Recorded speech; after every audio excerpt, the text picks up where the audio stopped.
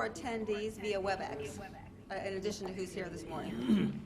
So will they come up on the screen, or are they just? No, no.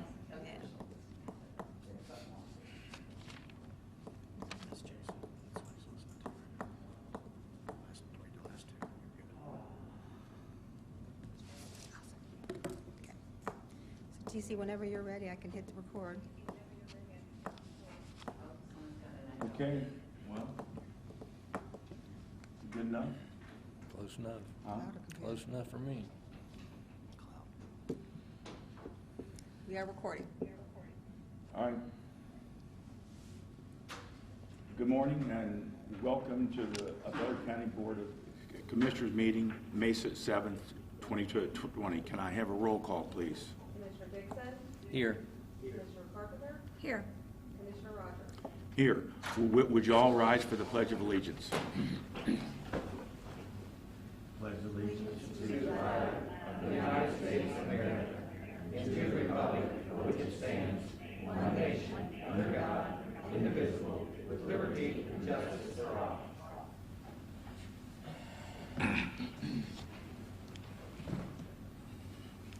Today is a National Day of Prayer. I hope that you will join me in praying for the health and freedom of the residents of Butler County. We began 2020 with a bright future professionally and financially. We're here today because now things have changed drastically. We have all been subjected to the daily helpings of gloomy predictions and unbelievable directives that have changed the way that we live.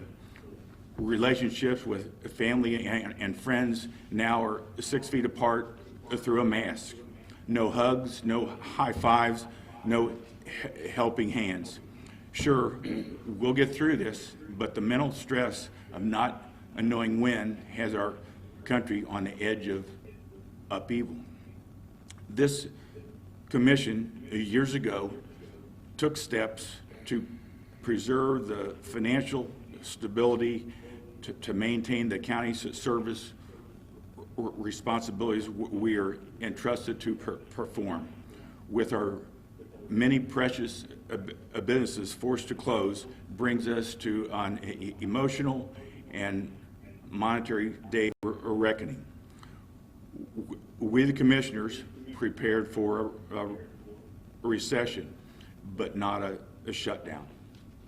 The news reports that Columbus estimates a 20 to 25% loss in their budget. City of Cincinnati furloughed 1,700 employees. OMB reported yesterday estimates that the Federal Reserve will be down 35% in April.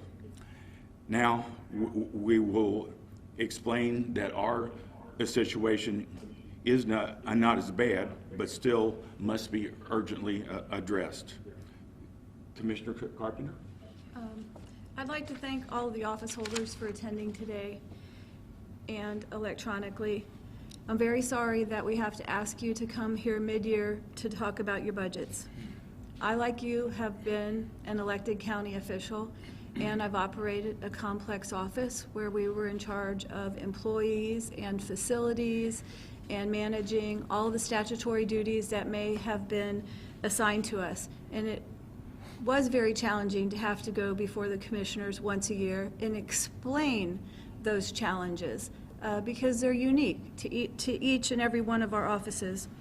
And I think that the citizens don't understand how complicated it is for Butler County officials to operate their office, because what they see is us running them efficiently, effectively. I'm looking here at our judges, you know, who don't have backlogs, who have orders that are upheld many times and are respected. We've got a clerk of courts who does a very good business around the whole region, and the sheriff who is renowned across the United States, and all of our deeds, of course, are filed promptly. So I'm proud of the office holders, and the citizens of this county are proud of the office holders. I want to close by telling you that the Board of Commissioners is committed to using the resources that we have to support you, to provide those services in the excellent manner that you have been doing. With that, I'd like to ask my fellow Commissioner Don Dixon to add his comments. Well, first, I'd like to thank everyone for coming and watching. We'll try and keep this as short as we can and to the point. I know everybody's got plenty of work to do, and you're really not here to hear a big story. But let me just take a minute to go back, and since I have been here the longest, which just seems like a few days ago when I came here, but if we all just think back about 10 years or over 10 years ago, we were faced with another financial problem, and that was a whole different kind of a problem. That was a problem that developed with lack of jobs, lack of cash was hard to get a hold of, liquidity, and it was a gradual trend down. So we had a little bit of time to deal with that, not a lot, but at this particular time, there's no downward trend to give us much time to deal with this. The good news is that 10 years ago, we promised that you would never have to go through a massive layoff like we did that time. And so we started out working with all the office holders and our employees. Everybody's tightened the belt. We built a reserve fund. We've built a stabilization fund, and it could have just as easily be spent on hiring new people, but we knew sooner or later we was going to be facing some other situation to where we'd have to react fairly quickly. So we're going to make some cuts, and they're not going to be, I don't believe, anything like anybody else's to the degree that anybody else has to do it. I think we can do it I think we can kind of manage the budget through cutting some capital costs and office costs and contracts and things like that. I'm sure our office holders will be able to manage that, but we'll be here to help work through that. So with that, I'd like to just ask you to continue to think of the big picture. I don't want you to think we're not financially stable, because we are. Our plan is we can run at least 3 years with reduced revenues, maybe a little more, but this is unknown where this is going to take us. It's not something that you can plan on coming back next spring or this fall as far as the economy goes. So we have to assume that this is going to be several years before we get back to where we were. But we're prepared to weather that storm, and Judy's going to take us through this and show her some numbers with us, and we're going to explain how we got where we are. Judy? Good morning. I realize this is a very unconventional format. The commissioners are broadcasting via WebEx in order to practice physical distancing. Many of your peers and many of the other elected offices are listening via WebEx. There is a slight echo, so we do apologize. Hopefully it won't get too loud toward the end. But also, we are also streaming Facebook Live through TV Hamilton, so that we can accomplish sunshine laws and accommodate the public through viewing and also participation should they have questions or comments. So very briefly, as the commissioners indicated, I'd like to just kind of take you through. We will have, if it's okay, we'll have questions and comments contained at the end, if that's all right with you all. We just want to get through the presentation fairly quickly. I do want to thank the Board of Commissioners for their leadership, and for all of you, the elected offices, and all of the staff, for your patience as administration has developed financial assumptions based on the economic volatility caused by COVID-19. All of us have observed the 380-plus thousand residents of Butler County, your own experiences and your own personal lives. We've seen the devastation of the coronavirus, not only on our daily life, but also our family, friends, and neighbors. And the county finances are no exception. For the 22 general fund operating budget, administration is projecting a 16.7% decrease in general fund revenues. This calculates to a $17.9 million deficit.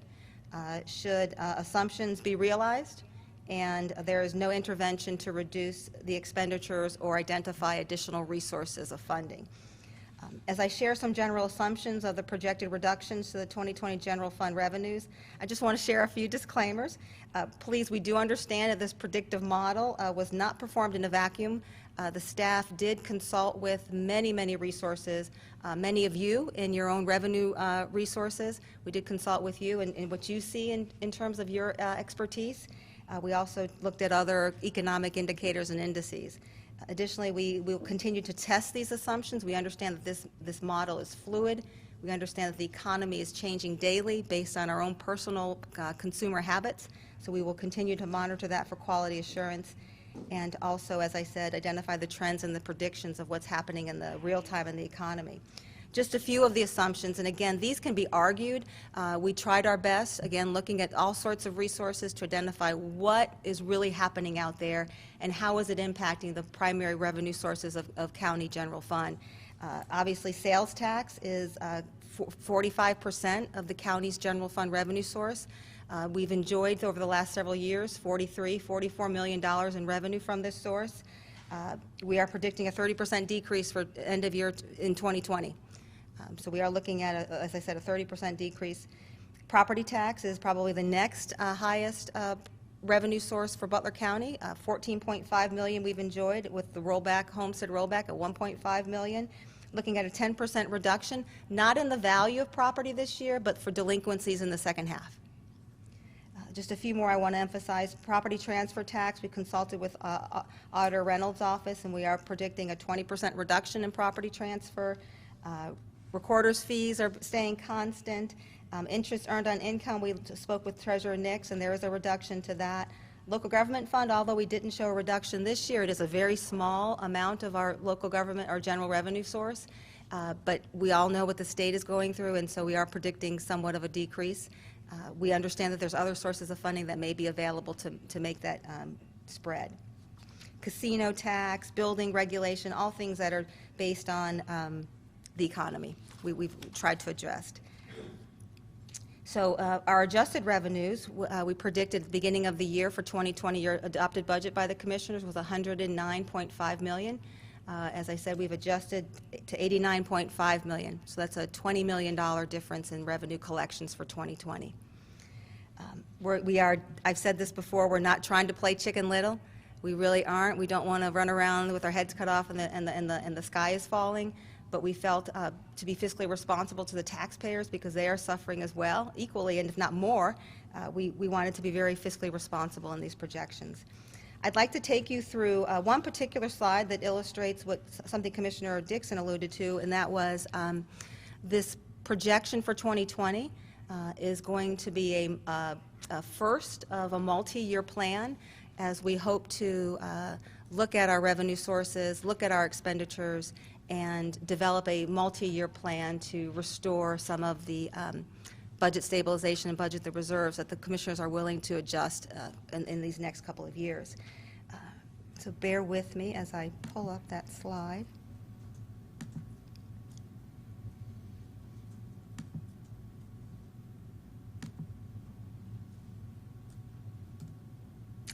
So this is just a cash balance sheet. Many of the accountants are familiar with this. The 2017, 2018, and 2019 obviously are the actuals. We ended 2019 with a carryover of $59.7 million. So we began this year. We did have some encumbrances. Whether or not those encumbrances for this year are completely realized, we don't know, but it was cash that was not available because they were encumbered in POs or whatever. So we began what we think to be a cash balance of $56.14 million this year. 109.446, that's what we anticipated originally when the commissioners adopted the budget for our revenue sources. And we fully budgeted to that amount in expenditures. So looking at an adjusted 2020 budget, you'll see we began with the cash balance as the $56 million, obviously the same. You'll see the total revenue sources. We are adjusting those to $20 million less, $89 million.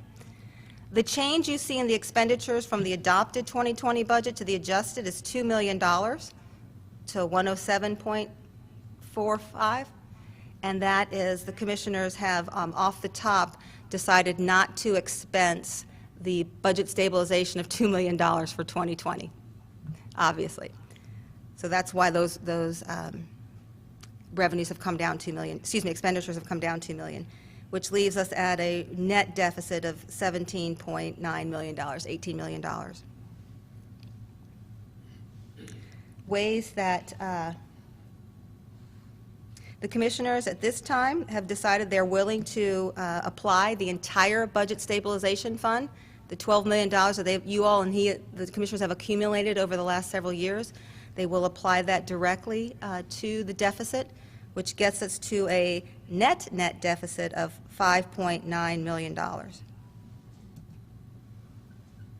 The commissioners are asking, as many of you have in the past been a part of the solution and have contributed through your own sacrifices, they are asking if the offices and the departments can reduce your budgets between now and the end of the year, or your 2020 budget, I should say, 2020 budget, 4.14%. Collectively, that 4.14% would help close the deficit another $4.5 million. So this is 4.14% of your 2020 adopted budget, not just of your expenses between now and the end of the year, for your entire 2020 budget, which with your contribution, your share of assuming these reduction in expenditures, we could get the deficit down to $1.5 million. Commissioners are willing to take from the budget, the general fund reserve, and apply another $1.5 million to balance the budget for 2020. Administration, we perfectly understand that these numbers are numbers. Everything's built on these assumptions. We understand that they're fluid. We understand that they'll change. And we understand that there will be continual dialogue with your offices as these numbers become relevant. We wish that we had for you the sales tax collections for March. We should receive those any day. Our budget analyst, Mr. Dick, was on the website calling into the offices at the state to see if we could get that sales tax number, because obviously March was the first month that the economy closed. So we really wanted to see what those numbers were. We are projecting a 75% decrease in collections for March and April, or 65% for March and April. Pretty significant. So applying, the commissioner is willing to apply the full budget stabilization of $12 million, plus another $1.5 million of the reserve for a $13.5 million additional source of funding into this year's budget, leaves the $4.5 million shortage that we're asking the offices and the departments to reduce your 2020 adopted budget in order to balance. So as we talked about, the contribution from the commissioners with the budget stabilization and the $1.5 million, should we end the year with it, is about a 20% impact to the reserves that the commissioners have built and that you all have built over the last 7 years. We did talk about that this is a multi-year plan. So in addition to the 2020, you look at all of the economic papers, you look at all the economists are talking about Nobody's talking about a V, people are talking about an L. I heard this morning there's going to be a skinny U. So any alphabet that you select, there's going to be an impact, and all of the economists are suggesting a duration of maybe 18 months. How long and how hard that impact is post-2020, it's all being debated right now. So, but we need to anticipate, we need to plan, because we're asking you to prepare your 2021 tax budgets. So we need to prepare for any impact in 2021 as well. So looking at 2021, you see with the additional resources, your sacrifice in cutting your budgets, you'll see that our carryover is reduced to $54.6 million. That's how we would start 2021. We see some increase in revenues, perhaps not as much as you think it should be, but we do see some increase in revenues. We are taking a very fiscally conservative approach to it, but we do see an increase in revenues at $90 million, and then an expected expenditure of general fund of $95 million, $94.8 million. This $94.8 million not only includes that you sustain the 4% cut from your 2020 budget, but looking at an additional 3.3% decrease in your 2021 budgets. Maintaining what you already cut for 2020, and then another 3.3% in 2021. Commissioners would contribute another $1.5 million from the budget from the reserve, because at this point the budget stabilization has been exhausted, but they would contribute another $1.5 million from the general fund reserve.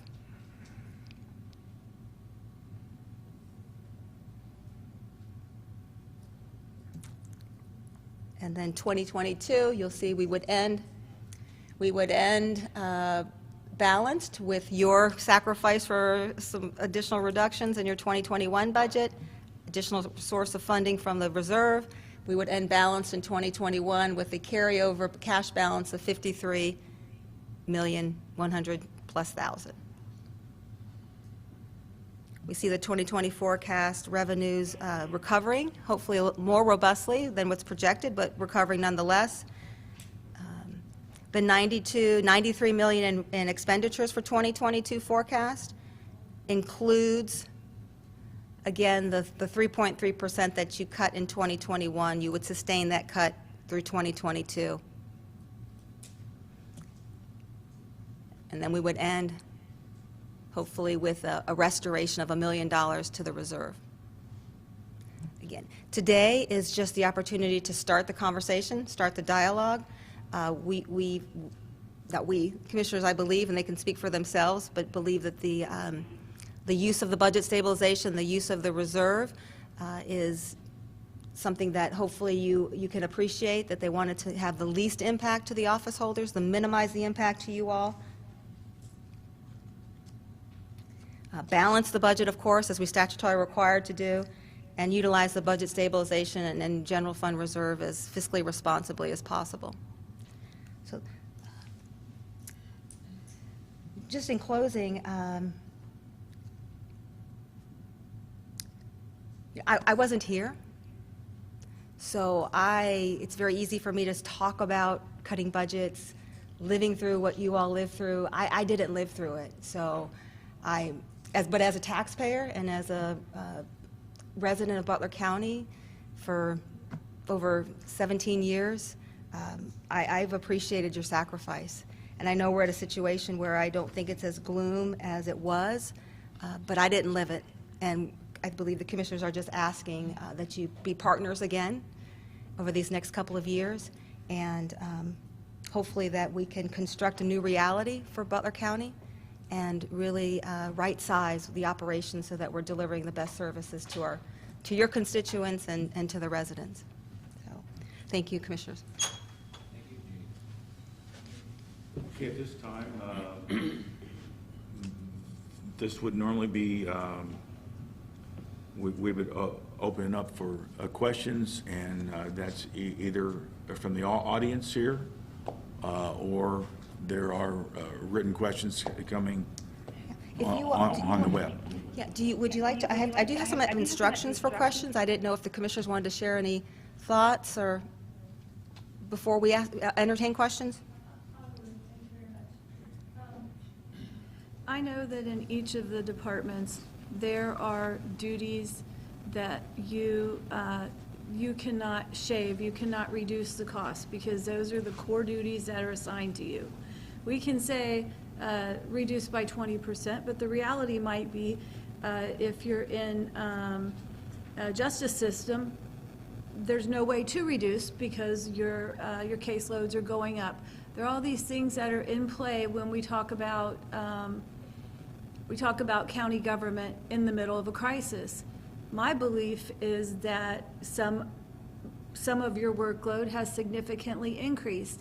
And for me, as a commissioner, I want to hear those things that are the critical components to your duties that can't be reduced. That's important to me to know as we decide where we have to trim and where we don't have to trim. I don't want to reduce any critical services or, public safety. Thank you. As you can see, the budget is, we're committed to put in about $15 million to help supplement the budget. That's the money that we have accumulated over the years trying to prepare for this. But there's one thing for sure, and we looked at all kinds of numbers and all kinds of scenarios, but if we don't do this now, if we don't make this cut now, it's going to be a lot worse in the following years. So we need to address it, and we need to address it on the front end. It can be, I know it's going to be a nuisance to deal with as far as the budget, as far as what you all have to do. But the last time we did this, it was a lot worse, and we made it, And we're not sitting here saying we can't make it. We could use the other dollars we have put away in surplus. But if this does not turn around, then we got a significant problem in the next 2 years. So our goal was to try and supplement the general fund, still keep some revenues in the reserve, so we have some staying power if this thing gets really bad. You hear all kinds of scenarios coming out of Washington. One was let them take care of themselves. If they misspent it and they put themselves in this position, they got to get themselves out or let them go bankrupt. Well, we made a decision, all of us, including you, made a decision about 10 or 12 years ago, and we were fairly close to being out of money, probably 90 days out of money. We made a decision that we're going to take care of ourselves. We're going to put ourselves in a position that we never are in that predicament again. And we've done that. And there may be some additional revenues coming in. And as they come in, we can help supplement the cuts. And part would go to the cuts and part would go back to the stabilization fund. So we can make this as close to possible as we had anticipated to start out with. So we don't know what those numbers are going to be. You can't, one day they gave out $2.5 billion, but you had to have a population of over 500,000. Well, we're not there. So we're kind of out. So now, but I can tell you this, there's a lot of cities and townships and villages and counties and states that can't weather that kind of a storm. They can't do it. They will be, they're going to have to do something, or they will be filing bankruptcy. But we set out over 10 years ago, and the phrase we use is we're going to be able to take care of ourselves. We're not going to depend on those guys in Washington who get up one day and say one thing and go to bed tonight saying something completely different. So we're in that position. This keeps us in a good position, keeps us with some staying power. And I'm not talking 6 months, I'm talking 3, 4, 6 years out. We can stay. So I would just I would just ask that we pull together again like we did one time before and get it done. We can get it over with here in a couple years, providing it doesn't get any worse. If it does get worse, we've got to, we'll still be okay. So with that, I appreciate everyone's consideration on helping us with the budget. Thank you. Also, these projections and assumptions were also don't reflect some of the things which might still be on the horizon.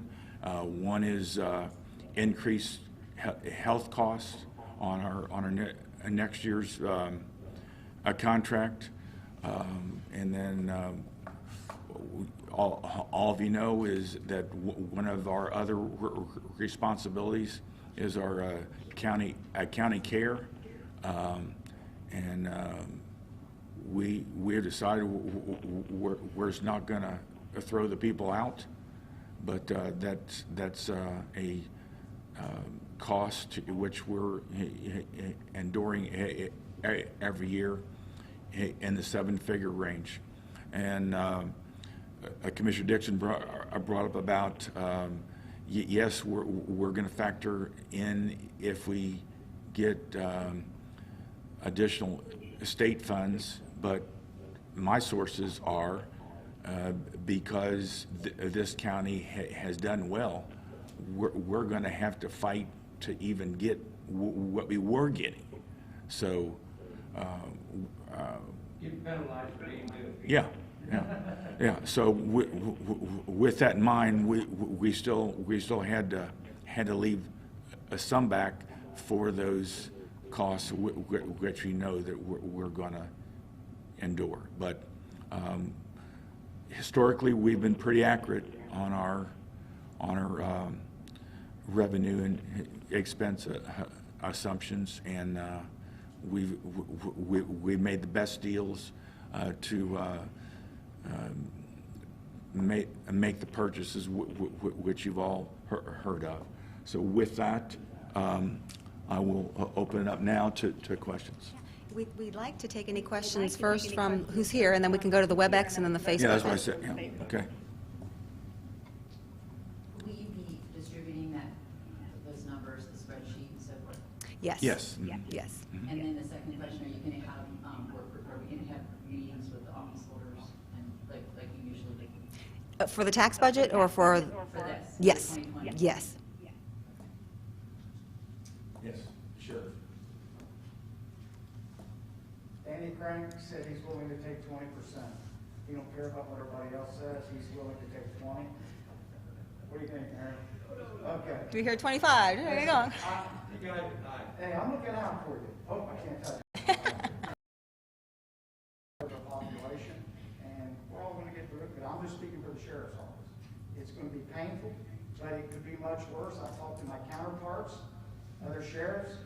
They're going to be devastated because they have debt, they have high bond rating. We don't. So, but it's like casserole. You have to take it when you're sick.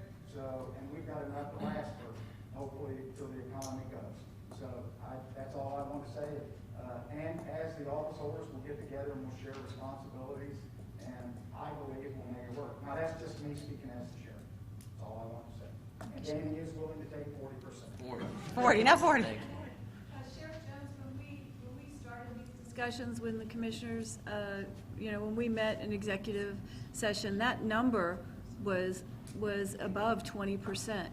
And we stayed in there and went through every possible scenario, and we drove that down to the 4.14%. And I just got to say, that was tough, and we had to make some decisions on cuts in our commissioners' offices. We have about 600 employees. It was very hard for us and painful, and I'm pleased that we were able to reduce it to the 4%.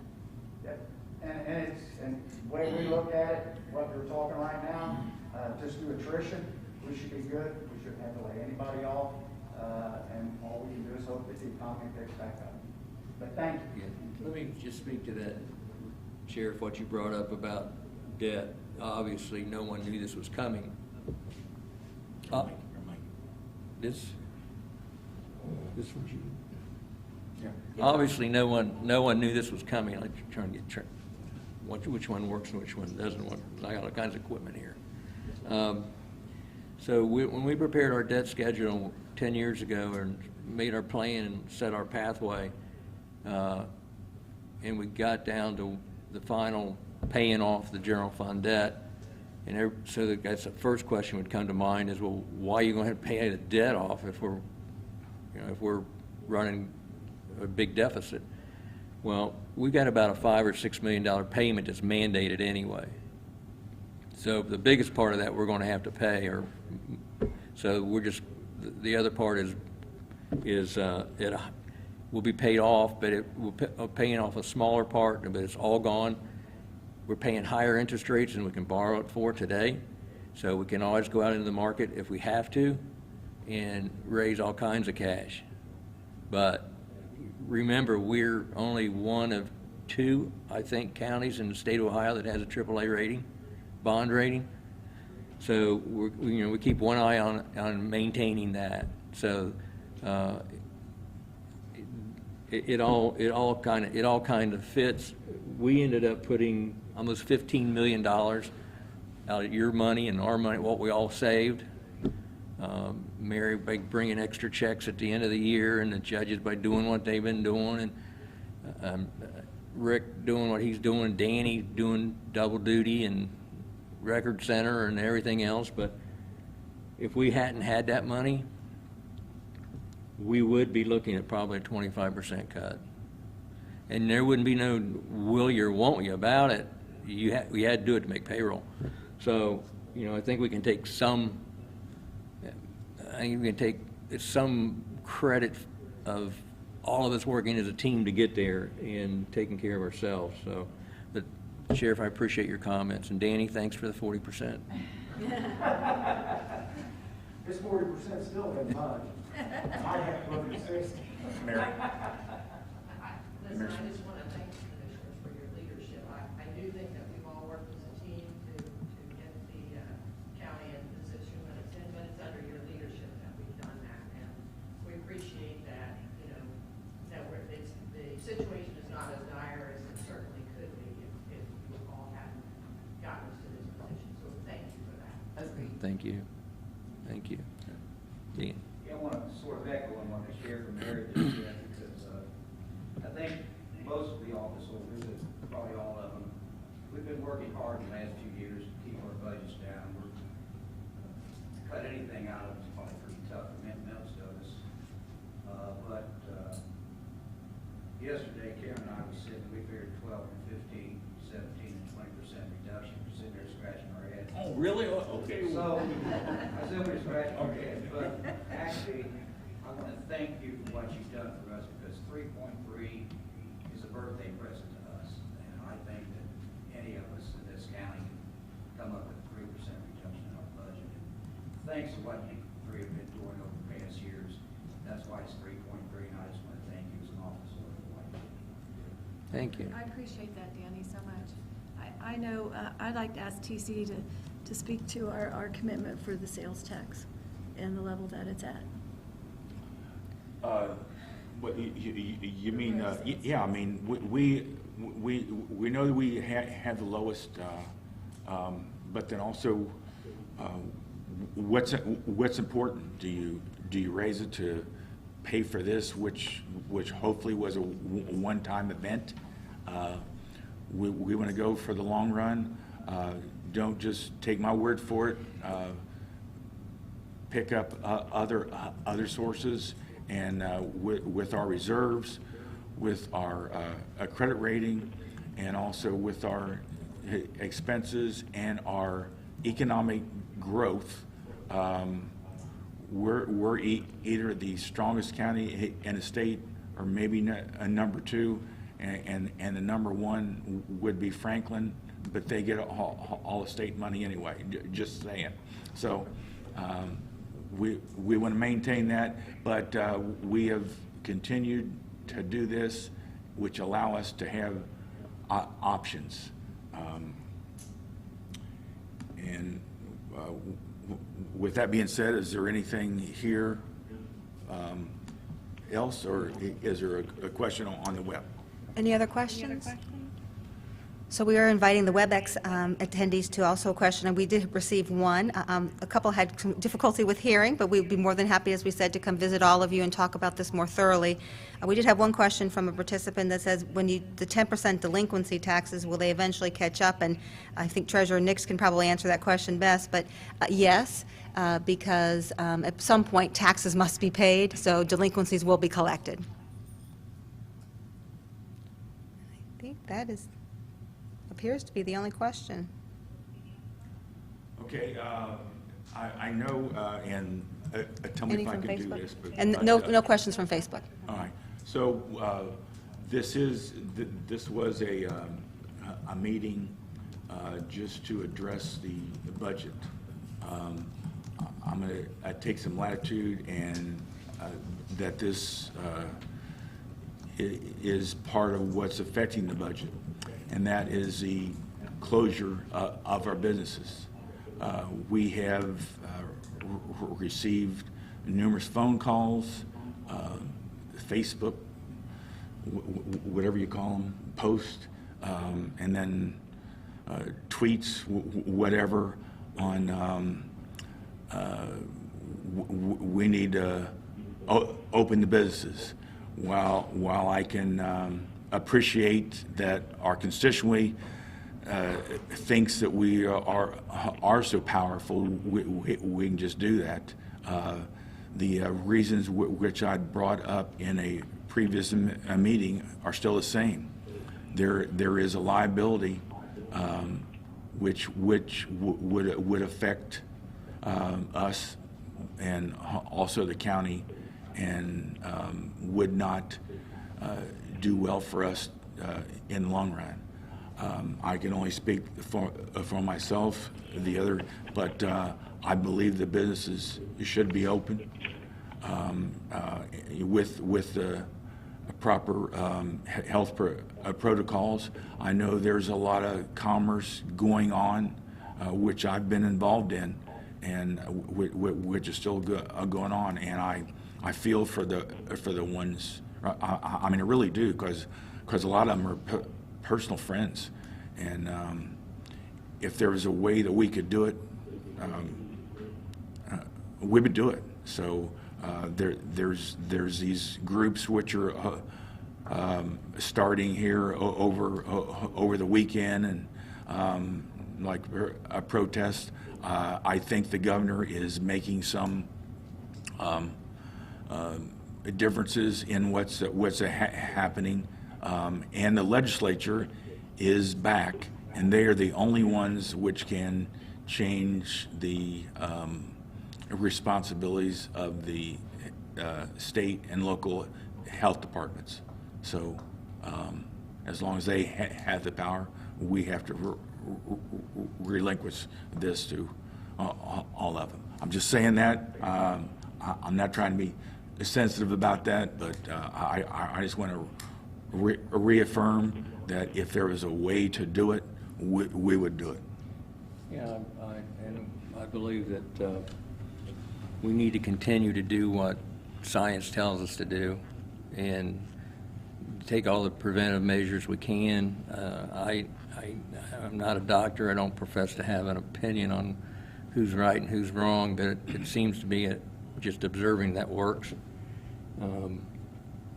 I think I hope there's a vaccine fairly soon. If there's not, we're going to be dealing with this for a while, and it's not good for anybody. So I don't profess to have an opinion on who's right and who's wrong on that, but I would just encourage everyone to do what we do, and we follow the science and follow the health department directives, and we'll get through this. But we do want to see the businesses open up, that's for sure. I mean, all of us are feeling that, but that's a tough decision to weigh as how that works out. But hopefully we're making some big strides in some vaccines and some medicine, and But I would urge everyone to continue the practices, because let's be on the safe side anyway.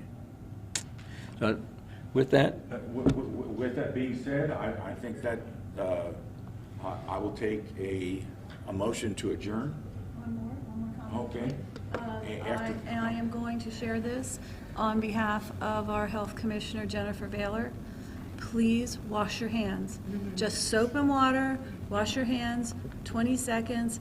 I appreciate that. Thank you. Mr. President, point of order. Yes, I'm hi. so sorry to interrupt. I did not, and I should have. I really wanted to thank IT. They organized, created this, and hopefully it was a success. I think they did a great job getting this prepared. Bradley Dick, our budget analyst, who's been carrying the finance department for the last 3 months solely, did an excellent job in helping get these numbers together. And of course, Erica and all administration just could not do all we do without all of them. So, thank you. Yeah, I mean, because our staff performs their duty so seamlessly, I don't even think about it, so. Thank you. That's what, with that, I will take a motion to adjourn. so move. Second. Yes. Yes. Yes, thank you all.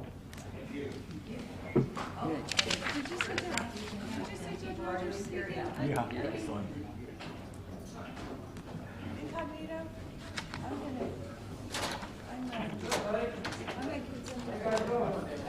Nice.